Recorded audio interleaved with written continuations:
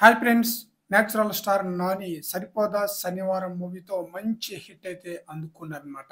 వివేక్ ఆత్రేయ, నాని వీళ్ళిద్దరి కాంబినేషన్‌లో ఇది రెండవ చిత్రం.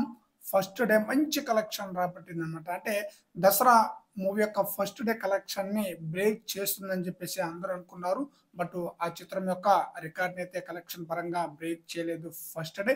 కానీ ఫస్ట్ డేనే అదిరిపోయే విధంగా కలెక్షన్ రాబట్టిందనమాట. ఇక సెకండ్ డే కూడా మంచి కలెక్షన్ అయితే రాబట్టిందని చెప్పాలి.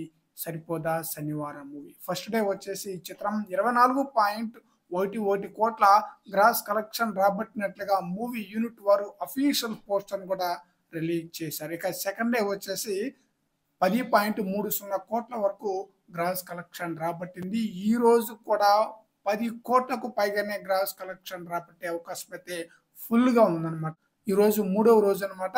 వీకెండ్ కాబట్టి ఫస్ట్ షో అలాగే సెకండ్ షో ఈవినింగ్ అదిరిపోయే విధంగా కలెక్షన్ అయితే రాబట్టడం ఖాయం. మూడో రోజుకి గాను టోటల్‌గా 45 కోట్లకు పైగానే గ్రాస్ కలెక్షన్ రాబట్టే అవకాశం అయితే ఫుల్‌గా ఉందని చెప్పాలి.